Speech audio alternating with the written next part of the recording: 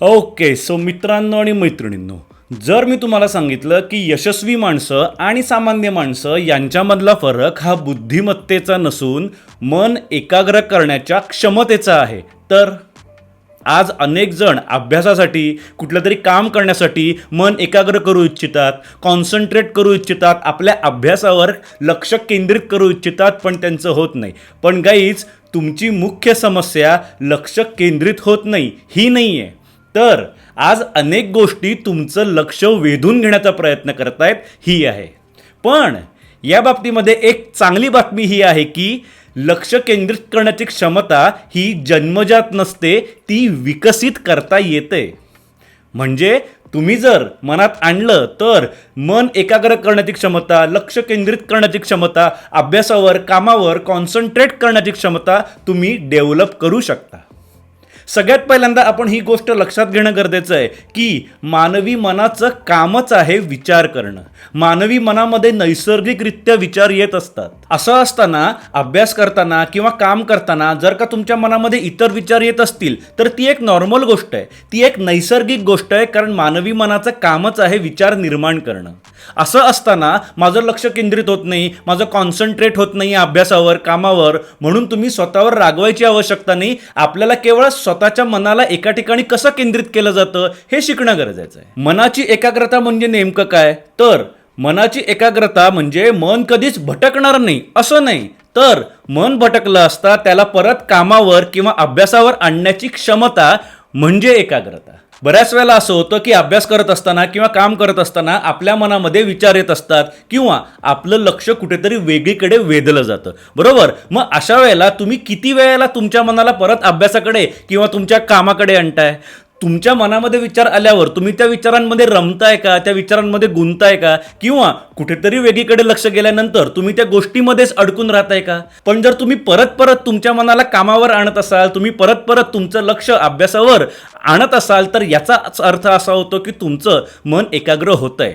तुमच्या भटकलेल्या मनाला परत आणण्याची जी क्षमता असते आपली, त्या क्षमतेलाच मन एकाग्र करणं असं म्हणतात. आता जसं मी आता म्हणालो की लक्ष केंद्रित करण्याची, मन एकाग्र करण्याची क्षमता ही जन्मजात नसते, ती विकसित करता येते. तर ही विकसित केली कशी जाते, तर त्याच्या काही स्टेप्स आता समजून घेऊयात. त्यापैकी सगळ्यात महत्त्वाची गोष्ट म्हणजे एका वेळेला एकच काम करणं. बरेच जण असे असतात की जे एका वेळेला मल्टीटास्किंग करतात, म्हणजे एकाच वेळेला अनेक कामं करत असतात. पण गाईज, आता इथे एक गोष्ट लक्षात घ्या की मानवी मेंदू हा खरं म्हणलं तर मल्टीटास्किंग कधी करतच नसतो, तो फक्त एका कामातून दुसऱ्या कामामध्ये उड्या मारत असतो. म्हणजे असं समजा की मी अभ्यास करायला जर का बसलेलो आहे आणि आता माझा मेंदू त्या अभ्यासामध्ये इन्व्हॉल्व होतोय, तेवढ्यात आपण त्या मेंदूला उडी मारून एका वेगळ्या कामावर ठेवतो आणि ते वेगळं काम करत असताना त्या कामामध्ये आपला मेंदू इन्व्हॉल्व व्हायला लागतो. ओके, आता आपला मेंदू त्या कामामध्ये इन्व्हॉल्व व्हायला लागला, तेवढ्यात आपण त्याची परत उडी मारायला लावतो आणि त्याचं लक्ष परत अभ्यासावर केंद्रित करतो. म्हणजे त्याचं लक्ष दोन्हीपैकी कुठल्याच कामावर पूर्णपणे इन्व्हॉल्व होत नाही. आणि त्यामुळे आपल्या या मेंदूला खूप कमी वेळासाठीच लक्ष केंद्रित करण्याची सवयच लागते. त्यामुळे ते थोड्या वेळापेक्षा जास्त वेळ कधी लक्ष केंद्रित करू शकत नाही. आणि त्यामुळे फक्त अभ्यासाच्या बाबतीतच नाही, तर कुठल्याही बाबतीमध्ये मल्टीटास्किंग आपण अवॉइड करणं गरजेचं आहे, जेणेकरून आपल्या मेंदूला एकाच गोष्टीवर राहण्याची सवय लागेल. कुठलंही काम असो, तुम्ही अगदी ड्रायव्हिंग करत असताना एकीकडे फोनवर बोलत असाल, भलेही तुम्ही इयरफोन्स लावलेले असतील, गाडीच्या स्पीकरला तुमचा मोबाईल कनेक्ट केलेला असेल, तरीसुद्धा तुम्ही एकीकडे ड्रायव्हिंग करताय आणि एकीकडे जर तुम्ही कोणाशी जरी बोलत असाल, तर याचा अर्थ तुमचं मन एकाच वेळेला दोन गोष्टी करतंय, तुमचा मेंदू एकाच वेळेला दोन गोष्टींमध्ये इन्व्हॉल्व आहे, बरोबर. जसं मी म्हणलं की तो एकाच वेळेला दोन गोष्टींमध्ये कधीच इन्व्हॉल्व नसतो, तो एकावरून दुसऱ्या गोष्टीवर उड्या मारत असतो आणि त्यामुळे कुठल्याही गोष्टीवर बराच वेळ राहण्याची त्याची क्षमता कमी व्हायला सुरुवात होते. त्यामुळे आपण अभ्यासाव्यतिरिक्त कामाव्यतिरिक्त सुद्धा कुठल्याच वेळेला मल्टीटास्किंग करणं अवॉइड करायला हवं. आपल्या मेंदूला एकाच ठिकाणी राहण्याची सवय लावणं गरजेचं असतं. तेव्हा आपलं अभ्यासाच्या वेळेला, कामाच्या वेळेला सुद्धा आपला मेंदू एकाच ठिकाणी राहू शकतो, आपलं मन एका ठिकाणी एकाग्र होऊ शकतं.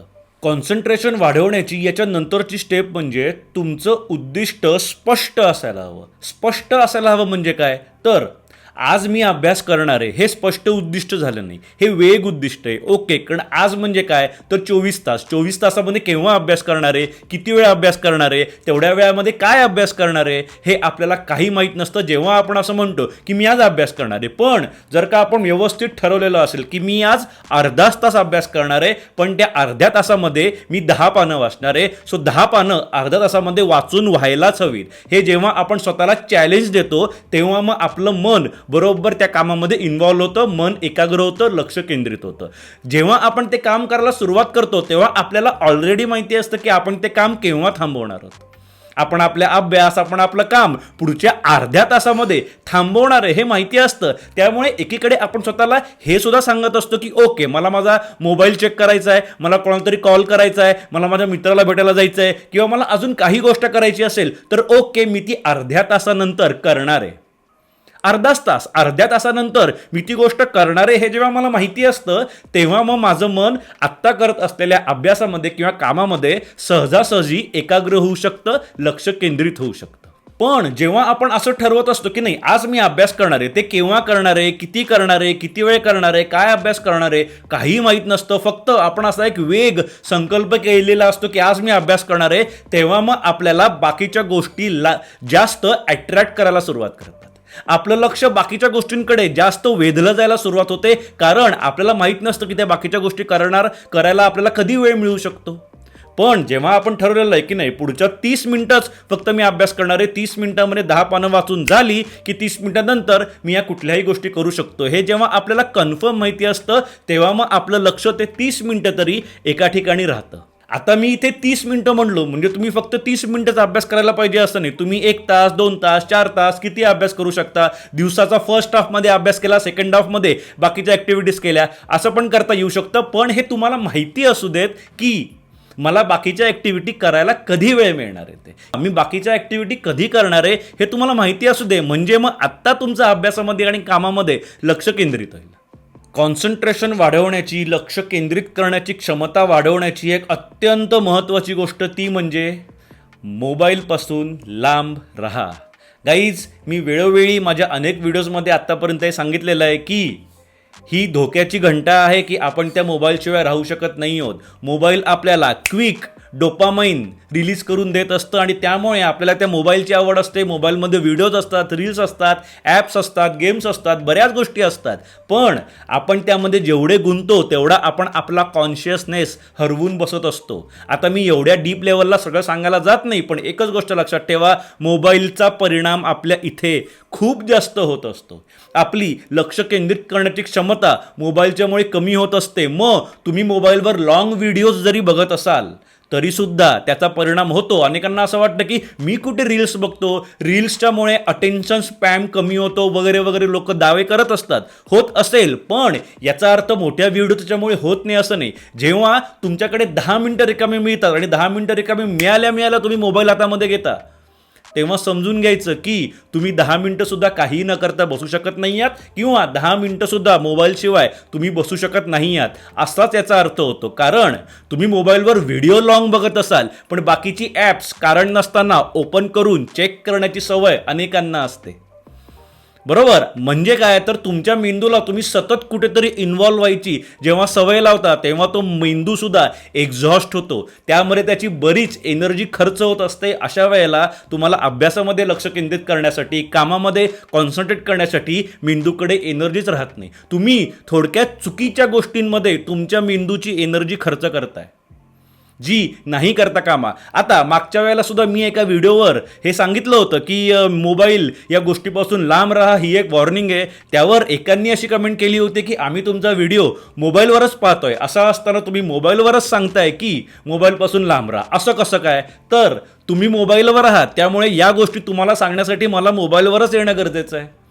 तुम्ही जर का वेबसिरीज बघत असाल, टी व्ही बघत असाल, तुमचा अर्ध्याहून जास्त वेळ जर का त्या टी व्हीवर जात असेल तर तुम्हाला हे सांगण्यासाठी मला पण त्या टी व्हीवर यावं लागलं असतं. तुम्ही जर का दिवसभर वर्तमानपत्र वाचत बसलेले असाल तर तुम्हाला हेच सांगण्यासाठी मला वर्तमानपत्रामध्ये यावं लागलं असतं. पण तुमचा खूप जास्त वेळ मोबाईलवर जातोय म्हणून मला हे सगळं तुम्हाला सांगण्यासाठी मोबाईलवरच यावं लागतंय की मित्रांनो, मोबाईलपासून जेवढं जमेल तेवढं लांब राहा. अख्खं जग आपल्याला हे ओरडून ओरडून सांगतंय की त्या भस्मासुरापासून लांब राहा, सो जेवढं जमेल तेवढं त्या मोबाईलपासून लांब राहा, जेणेकरून तुमचा अभ्यासामध्ये आणि इतर गोष्टींमध्ये लक्ष केंद्रित होईल. ही एक वॉर्निंग समजा. आपल्या सगळ्यांना मोबाईल ॲडिक्शनचे धोके माहिती आहेत, बरोबर?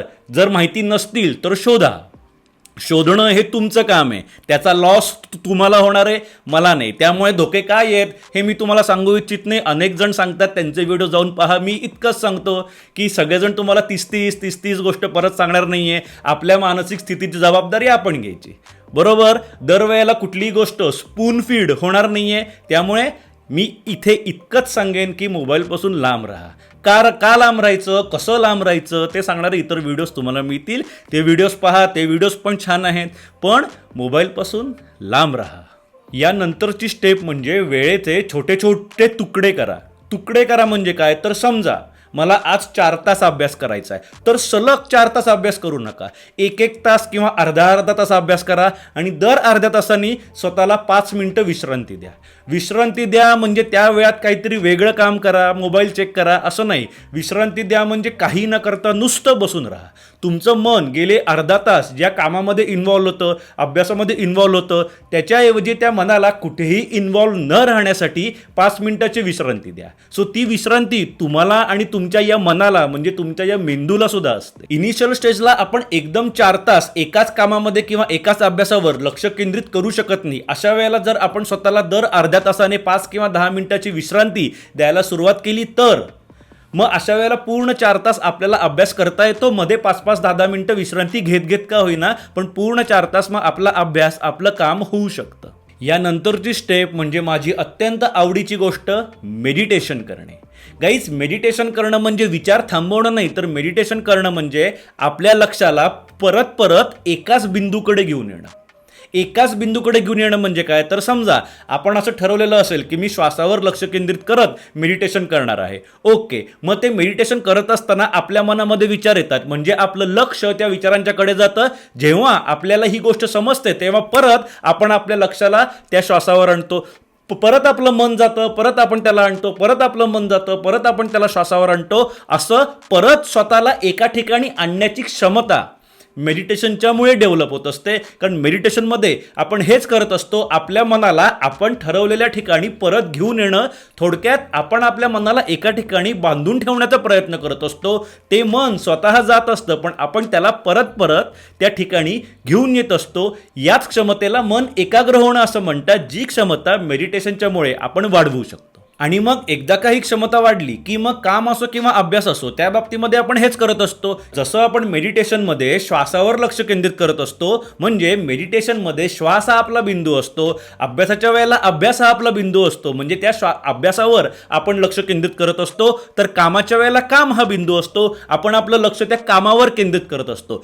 या तीनही ॲक्टिव्हिटीजमध्ये म्हणजे मेडिटेशन असो, अभ्यास असो किंवा काम असो, या तीनही ॲक्टिव्हिटीजमध्ये आपल्याला आपलं लक्ष एका ठिकाणी केंद्रित करायची गरज असते. मनामध्ये विचार येतात, पण आपल्या मनाला परत ओढून आपण त्या कामावर, त्या अभ्यासावर, त्या ॲक्टिव्हिटीवर केंद्रित करत असतो. सो याची प्रॅक्टिस, याचा सराव आपण मेडिटेशनमध्ये करू शकतो आणि त्यामुळे कॉन्सन्ट्रेशन करण्यासाठी मेडिटेशन गरजेचं असतं. आता यामध्ये कुठलं मेडिटेशन केलं जातं, तर मेडिटेशन कुठलंही केलं जातं, पण मेडिटेशन एक कमीत कमी 20 मिनिटं करायचं असतं. कारण गाईज, ऑनेस्टली 5 मिनिटं 10 मिनिटं मेडिटेशन करून काही होत नाही. कमीत कमी 20 मिनिटं मेडिटेशन करणं गरजेचं आहे. त्या 20 मिनिटांमध्ये आपण काय करणं गरजेचं आहे, आपण हेच करू शकतो. मेडिटेशनला खाली बसायचं, डोळे बंद करायचे, पाठ सरळ असायला हवी आणि श्वासावर लक्ष केंद्रित करायचं. श्वासावर लक्ष केंद्रित करायचं म्हणजे श्वासाला नियंत्रित नाही करायचं, तर श्वासाचं फक्त निरीक्षण करायचं. श्वासाचं निरीक्षण कसं केलं जातं, तर स्वतःला एक थर्ड पर्सन समजून श्वासाचं निरीक्षण केलं जातं, ज्याला साक्षीभाव असं म्हणतात. म्हणजे आपण एक साक्षीदार असल्यासारखं त्या श्वासाला विटनेस करायचं असतं. म्हणजे मग श्वास आला का, ओके, श्वास गेला का, ठीक आहे, श्वास आलाच नाही, गेलाच नाही, श्वास थांबलाय, या सगळ्या गोष्टी फक्त नोटीस करायच्या असतात. श्वास आतवरी चाललाय का, ओके, मग तो जाताना कुठे स्पर्श होतोय का, मग स्पर्शामुळे मला कळतंय का की तो श्वास गरम आहे की गार आहे, शीतल आहे की उष्ण आहे, किंवा तो जाताना अजून कुठे कुठे जाणवतोय, माझी छाती हलतीये का, माझं पोट हलतंय का, या सगळ्या बारीक बारीक बारीक बारीक गोष्टी नोटीस करणं, यालाच श्वासाचं निरीक्षण करणं म्हणतात. सो आपल्याला केवळ 20 मिनिटासाठी श्वासाचं निरीक्षण करत मेडिटेशन करायचे, डोळे बंद करून. हे करत असताना आपल्या मनामध्ये विचार येणार, बरोबर. हे करत असताना आपल्याला कालच्या गोष्टी आठवतील, उद्या आपण काय करणार आहोत याच्या कल्पना आपल्या मनामध्ये येऊ शकतात. पण जेव्हा जेव्हा आपल्या मनामध्ये विचार येतील, मनात कल्पना येतील, तेव्हा आपल्या मनाला परत त्या विचारांवरून काढून घ्यायचं आणि श्वासाचं निरीक्षण करायला सुरुवात करायची. जेव्हा आपला श्वास हा बिंदू असणार आहे आणि त्या बिंदूवर आपण आपल्या मनाला परत परत आणू, तेव्हा मग मनाला एका ठिकाणी परत आणण्याची क्षमता आपली डेव्हलप व्हायला सुरुवात होते. इतकं मेडिटेशन जरी आपण नियमित करायला सुरुवात केली तरी सुद्धा आपलं मन एकाग्र होणं, लक्ष केंद्रित होण्याची क्षमता वाढू शकते. कॉन्सन्ट्रेशन वाढवण्यासाठी याच्या नंतरची स्टेप म्हणजे एक अशी स्टेप ज्याच्याकडे आपण खरं म्हणलं तर लक्षच देत नाही, ती म्हणजे शरीराची सुद्धा काळजी घेणं. ज्यामध्ये सगळ्यात पहिल्यांदा येतं ते म्हणजे व्यवस्थित झोप घेणं. गाईज, झोप म्हणजे मनाचं आणि मेंदूची विश्रांती असते. जर आपली झोप व्यवस्थित झाली नसेल, म्हणजे जर त्या मेंदूला हवी तेवढी विश्रांती मिळाली नसेल, तर कदाचित तो लक्ष एकाग्र देखील करू शकत नाही. लक्ष केंद्रित करणं, कॉन्सन्ट्रेशन करणं या देखील त्याच्या क्षमता कमी व्हायला सुरुवात होते, जर त्याला व्यवस्थित विश्रांती मिळालेली नसेल तर. त्याचबरोबर झोप ही फक्त मनाची किंवा मेंदूची विश्रांती असते असं नाही, तर ती शरीराची सुद्धा विश्रांती असते. शरीरसुद्धा जर का मर्यादेपेक्षा जास्त थकलेलं असेल तर अशा वेळेला लक्ष केंद्रित करायला, मन एकाग्र करायला अडचण निर्माण होऊ शकते. कारण अशा वेळेला हे थकलेलं शरीरच मनाचं लक्ष वेधायला सुरुवात करतं आणि त्यामुळे आपलं मन जिथे केंद्रित होणं गरजेचं आहे, एकाग्र होणं गरजेचं आहे, तिकडे मग ते होत नाही. त्याचबरोबर आपला आहार देखील व्यवस्थित असायला हवा. आपल्या शरीराची आणि या मनाची, मेंदूची एनर्जी आपण घेत असलेल्या आहारावर देखील अवलंबून असतं. त्यामुळे आपला आहार देखील व्यवस्थित असायला हवा. व्यवस्थित म्हणजे काय तर सकस आहार. सकस आहार म्हणजे केवळ अशाच गोष्टी का ज्या आपल्या शरीरासाठी गरजेच्या आहेत आणि उपयुक्त आहेत. शरीराला हानिकारक असलेल्या गोष्टी आपण शक्यतो अवॉइडच करायला हव्यात. कारण शरीराला हानिकारक असणाऱ्या गोष्टींचं आपण सेवन करतो, पण त्याच्यामुळे पोट भरलेलं असल्यामुळे ज्या गोष्टी गरजेच्या आहेत त्या गोष्टी खात नाही. कदाचित असं होऊ शकतं की तुम्ही अशी कुठली तरी गोष्ट आहारामध्ये घेताय ज्याचा शरीराला फायदा काही होत नाहीये, त्याच्यामुळे शरीराला काही तोटा पण होत नाहीये, पण शरीरामधली जागा व्यापली गेल्यामुळे अजून जेवायला काही जागाच नाही उरलेली.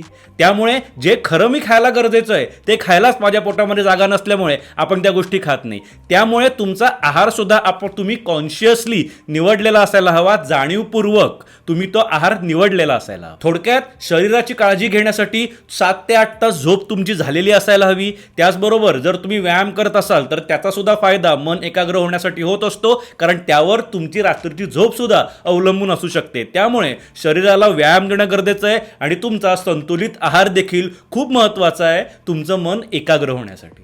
याच्या नंतरची स्टेप कॉन्सन्ट्रेशन वाढवण्यासाठी ती म्हणजे वर्तमानामध्ये राहण्याचा सराव करणं गरजेचं आहे. जेव्हा आपण वर्तमानात राहण्याचा सराव करायला सुरुवात करतो तेव्हा त्याचा फायदा आपल्याला अभ्यासामध्ये किंवा कामामध्ये सुद्धा होत असतो. बऱ्याच वेळेला अभ्यास करताना सुद्धा मनामध्ये विचार येतात, बरोबर. अशा वेळेला आपण स्वतःला हा प्रश्न विचारायला हवा की मी आत्ता काय करणं गरजेचं आहे. मी आत्ता खरंच कुठल्या तरी वेगळ्या जगामध्ये आहे का, त्या जगात मी आत्ता असायला हवं का, की मी आत्ता वर्तमानामध्ये राहून हे काम करणं गरजेचं आहे. ही सुद्धा गोष्ट तुम्हाला वर्तमानामध्ये राहायला किंवा लक्ष केंद्रित करायला हेल्प करू शकते. पण त्यासाठी वर्तमानात राहण्याचा जो काही सराव करायचा आहे तो सराव फक्त अभ्यास करताना किंवा काम करताना करायचा नाहीये, इतर वेळेला सुद्धा करायचा आहे. म्हणजे जसं तुम्हाला इतर वेळेला मेडिटेशन सुद्धा करायचं आहे, तसंच जमणार असेल तर इतर वेळेला इतर ॲक्टिव्हिटीज करताना सुद्धा तुम्ही वर्तमानामध्ये राहण्याचा सराव करू शकता. तुम्ही आंघोळ करत असाल तर आंघोळ करताना सुद्धा तुम्ही पूर्ण वर्तमानामध्ये राहायला हवं. अनेक जणांचा हा इश्यू असतो की आंघोळ करतानाच मनामध्ये खूप जास्त विचार येतात,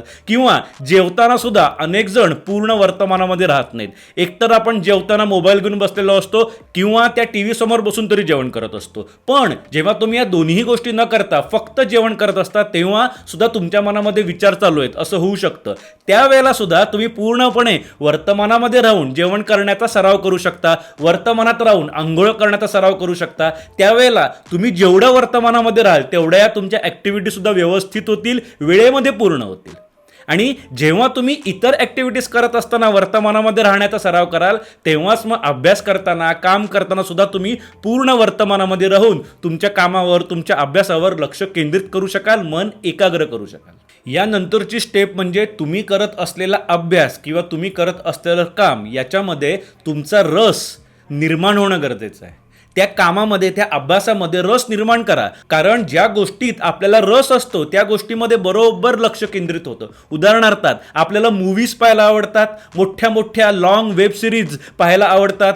आता मूव्हीज पाहताना, वेब सिरीज पाहताना आपलं बरोबर मन एकाग्र होतं, लक्ष केंद्रित होतं. पण अभ्यासामध्ये होत नाही, कामामध्ये होत नाही. का होत नाही? कारण आपल्याला त्या अभ्यासामध्ये, त्या कामामध्ये रस नसतो. मग या बाबतीमध्ये आपण काय करू शकतो? तर तो अभ्यास, ते काम आपण आपल्या वास्तविक जीवनाशी जोडू शकतो. म्हणजे काय? तर समजा मी अभ्यास करतोय. मी अभ्यास करत असताना त्या अभ्यास करण्याचा उद्देश काय? फक्त मार्क पाडणं, ती परीक्षा क्लिअर करणं एवढाच आपला उद्देश आहे? नाही. तर तो जो विषय आहे त्या विषयाचा माझ्या आयुष्यामध्ये कसा वापर करता येईल, तो विषय माझ्या आयुष्यासाठी का महत्त्वाचा आहे, ज्या अर्थी या शिक्षण व्यवस्थेने माझ्या अभ्यासामध्ये कुठला तरी विषय ठेवलेला आहे त्या अर्थी त्या विषयाचा माझ्या आयुष्यामध्ये कुठेतरी वापर होईल, थोडासा तरी वापर होईल. हे जेव्हा आपण शोधायला सुरुवात करू तेव्हा आपल्या लक्षामध्ये येईल की ती गोष्ट आपल्यासाठी का गरजेची आहे. तेव्हा मग त्यामध्ये तुम्हाला रस सुद्धा निर्माण होईल. आणि एकदा का त्या गोष्टीमध्ये तुमचा इंटरेस्ट डेव्हलप झाला, तुम्हाला रस निर्माण झाला की बरोबर तुमचं त्यामध्ये सुद्धा लक्ष केंद्रित व्हायला सुरुवात होईल, जसं मूव्हीजमध्ये, वेब सिरीजमध्ये आपलं पूर्ण कॉन्सन्ट्रेशन झालेलं असतं.